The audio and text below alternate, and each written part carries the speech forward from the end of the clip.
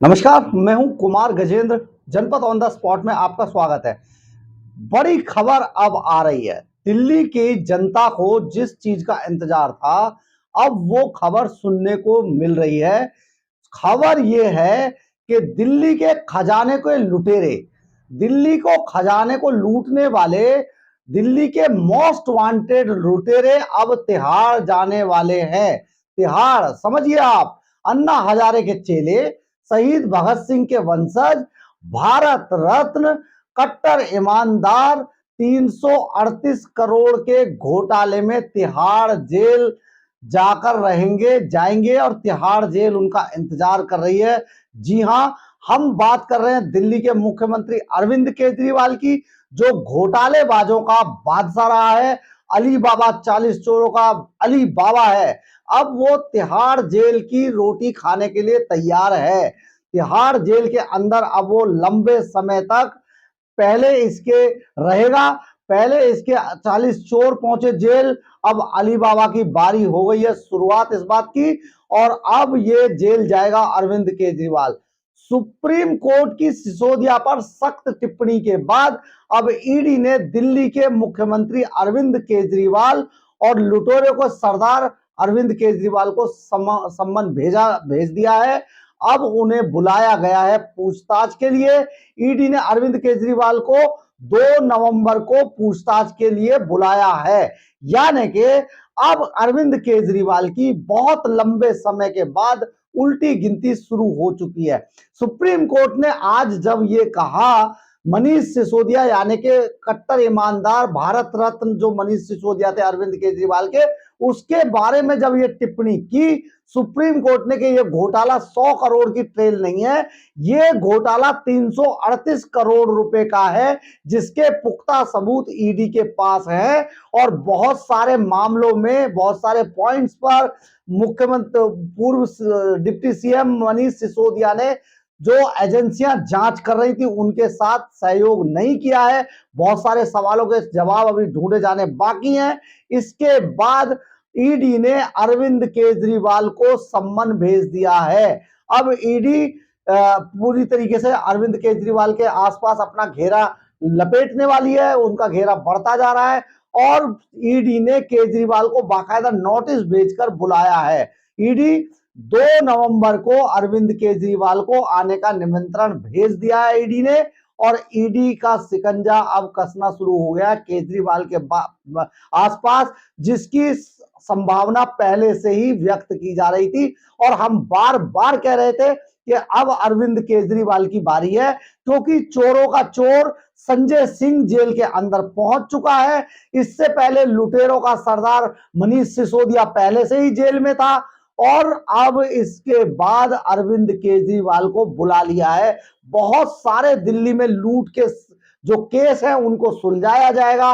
एक लूट दिल्ली में जो शीश महल के नाम पर की गई है, जो आदमी ये कहा करता था एफिडेविट देके, हम इसलिए ये बात कह रहे हैं, आप समझिए, दिल्ली की जनता इसलिए ये बात जानना चाहती है क्योंकि यही भारत के इतिहास में ये पहली पार्टी थी जिसके नेता खाकी पहनने के बाद, खादी पहनने के बाद ये कहने लगे थे कि हम गाड़ी नहीं लेंगे, बंगला नहीं लेंगे, 2 फ्लैट के कमरे दे दीजिए, हमें तो 2 कमरों का फ्लैट दे दीजिए, गाड़ी के नाम पे खटारा सी जो वैगन आर लेके नीले रंग की चला करते थे हम तो उसी को इस्तेमाल कर लेंगे, सुरक्षा तो हम लेंगे ही नहीं। क्या जरूरत है जी सुरक्षा लेने की? आम आदमी पार्टी है, आम आदमी है हम लोग, हमें सुरक्षा की जरूरत नहीं है। वो सुरक्षा नहीं लेंगे, बंगलों की जरूरत ही नहीं है।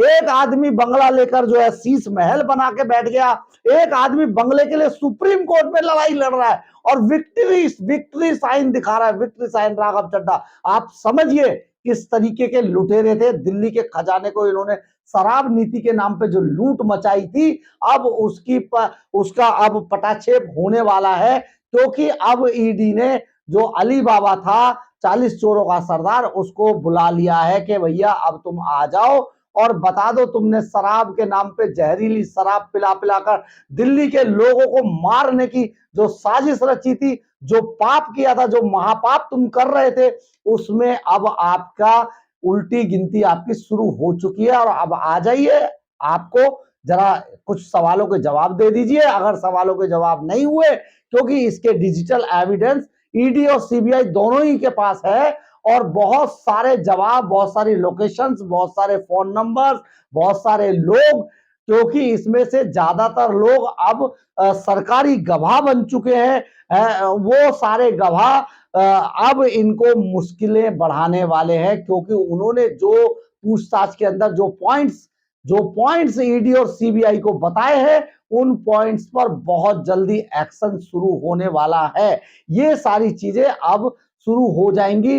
इससे पहले, हालांकि इससे पहले 16 अप्रैल को भी ईडी अरविंद केजरीवाल से पूछताछ कर चुकी है, लेकिन अभी ईडी ने इनको 16 अप्रैल से अब तक का जो समय बीच में गैप दिया, इनको जो चांस दिया था, वो इसलिए दिया था कि ईडी और सीबीआई, क्योंकि मामला एक हाई प्रोफाइल मुख्यमंत्री से जुड़ा हुआ था, जो आम आदमी के भेष में दिल्ली के अंदर लूट मचाने आया था, जो बाहर शर्ट निकालकर पहनता है, पैंट पाप इतनी बड़ी पहनता, बस पूछिए मत, खांसता हुआ मफलर बांधकर आया था, लेकिन आज उसकी खांसी खत्म हो चुकी है, आज उसकी तौंद बाहर आ चुकी है, गल्ले फूल चुके हैं, गल्ले मतलब गाल गाल फूल चुके हैं। आज वो बड़ी अकड़ में बात करता है, पूरे मीडिया हाउसों को डराता है, वो एडवर्टाइजमेंट की फाइल रोकने के नाम पर फर्जी पेड खबरें छपवाता है अखबारों में। कोई काम नहीं है दिल्ली के अंदर, लेकिन इस आदमी ने ऐसा मीडिया के माध्यम से ऐसा दिखाने की कोशिश की है जैसे इसने दिल्ली को स्वर्ग बना दिया है, लेकिन इसने अपने आप को स्वर्ग में जरूर रहना शुरू कर दिया था, क्योंकि अपने रहने के लिए शीश महल बनाया 171 करोड़ रुपए का, जिस पर खर्च कराया दिल्ली के सरकारी खजाने से। हम ये बिल्कुल भी नहीं कहते, कोई भी दिल्ली की जनता कभी इससे सवाल नहीं पूछती किसी नेता से, क्योंकि नेताओं के बारे में ज्यादातर जनता की जो परसेप्शन होती है वो ये होती है कि नेता लुटेरे होते, लूटने के लिए आते, भ्रष्टाचार करते। बहुत सारे नेता पकड़े गए इससे पहले भ्रष्टाचार में, कांग्रेस और भारतीय जनता पार्टी के बहुत कई नेता लपेटे में आए, जिन पे बहुत सारा गबन के आरोप लगे, लूट के आरोप लगे, लेकिन वो ये कोई बात नई नहीं थी कि नेता इस तरीके से लूट मचाते हैं। लेकिन ये वो नेता थे जो दुनिया बदलने के लिए आए थे, दिल्ली का स्तर बदलने आए थे, लेकिन इन्होंने अपने आप को बदल दिया। खुद ये खांसी गायब हो गई इनकी, इन्होंने बड़े बड़े अस्पतालों में दिल्ली के लोगों के लिए इन्होंने मोहल्ला क्लिनिक दिए, जिसको ये पता नहीं किन लोगों को विदेश से बुलाकर पैसा देकर बुलाते हैं और कहते देखिए देखने आए हैं, और खुद ये जो इलाज कराते हैं, ये आरटीआई से बहुत सारे खुलासे हैं, खुद जो इलाज कराते हैं मैक्स हॉस्पिटल में कराते हैं, फोर्टिस में कराते हैं, और तो और वेदांता और अपोलो अस्पताल इनके जो है रेस्ट के लिए रखे गए हैं। ये वहां पर दिल्ली की जनता के खजाने पर ऐश करते हैं, और दिल्ली के लोगों को ये मोहल्ला क्लिनिकों में भेजते हैं, जहां पर दवाई भी एक्सपायरी डेट की दी जाती है। सारे अस्पतालों का इतना बुरा हाल है, क्योंकि अस्पतालों का जो बादशाह था, अस्पतालों को जो बदलने वाला इंसान था, सत्येंद्र जैन, वो खुद ईडी के शिकंजे में, वो खुद जेल के अंदर है, वह रहम की भीख मांग मांग कर वो आज किस तरीके से इंटरिम बेल पर अपना इलाज कराने के नाम पर है। पागल होने का नाटक सिसोदिया कर ही चुके हैं, संजय सिंह कर ही चुके हैं। ये बुरा हाल है। अब अरविंद केजरीवाल की बारी है। अब अरविंद केजरीवाल जेल के अंदर जाएंगे, क्योंकि उन्हें अब सम्मन आ चुका है। आज से उनकी उल्टी गिनती शुरू हो गई है। बड़ी ब्रेकिंग है ये सब दिल्ली के लोगों को सोचना होगा। अगर ये खालिस नेता बन के आते तो इन अन्ना हजारे के चेलों को कोई कुछ नहीं कहता, हम भी कुछ नहीं कहते, क्योंकि नेताओं के बारे में परसेप्शन है लोगों का कि वो लूट मचाते हैं, वो भ्रष्टाचार करते हैं, लेकिन ये भ्रष्टाचार को खत्म करने के लिए आए थे। आज इनसे बड़ा भ्रष्टाचारी देश के अंदर कोई नहीं है। दिल्ली में इन्होंने जितना लूटा है, दिल्ली की सड़कें जो डार्क स्पॉट ढूंढा करते थे, आज दिल्ली की सड़कें स्याह काली हो चुकी हैं। रात के अंदर कुछ दिखाई नहीं देता है, लाइटें जलती नहीं है, बिजली का बुरा हाल है, नलकों में सड़ा हुआ पानी आ रहा है, जो लोग जो ज्यादातर बोतल बंद पानी पीने के लिए मजबूर हैं। आप समझिए कि दिल्ली, आज इन्होंने दिल्ली का जो बेड़ा गर्क किया है, कोई नहीं कर सकता था, लेकिन अपने घर इन्होंने जम के भर लिए हैं। बात बात पे भागते हैं, कोर्ट जाते हैं, सुप्रीम कोर्ट, हाई कोर्ट, बस इनका यही काम रह गया है। दिल्ली अब इस सारे मामले पर दिल्ली सरकार के मंत्री सौरभ भारद्वाज ने कहा है कि केजरीवाल को जेल भेजने की साजिश की जा रही है। केंद्र सरकार साजिश रच रही है कि केजरीवाल को जेल भेज दिया जाए ताकि चुनावों से पहले आम आदमी पार्टी को खत्म किया जाए। ये बीजेपी की साजिश है, सेंट्रल गवर्नमेंट की साजिश है। ये दिल्ली सरकार के बड़बोले मंत्री सौरभ भारद्वाज, जिन्हें बर्फ में लगा दिया हाल ही में अरविंद केजरीवाल ने, वो ये बात कहते हुए दिखाई दे रहे हैं। उधर बीजेपी ने कहा है कि केजरीवाल की ईमानदारी का जो नकाब था वो चेहरों से उतर गया है। आज सुप्रीम कोर्ट की सख्त टिप्पणी के बाद केजरीवाल को जवाब देना होगा।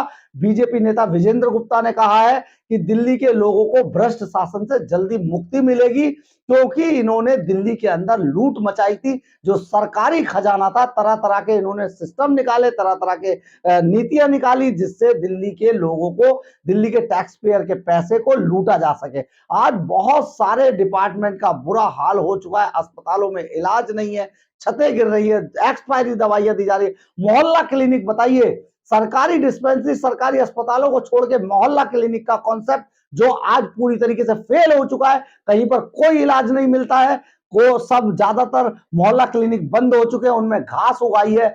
आप देखिए, लेकिन ये स्वर्ग बनाने की बात कहते नजर आते हैं, सिर्फ ये एडवर्टाइजमेंट के अंदर। तो अब अरविंद केजरीवाल तिहाड़ जेल के अंदर जल्दी ही बंद नजर आएंगे अपनी 40 चोर मंडली के साथ।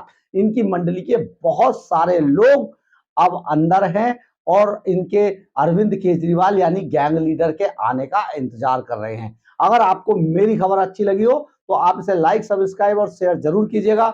इससे मुझे ऊर्जा मिलती है। जय हिंद, जय भारत।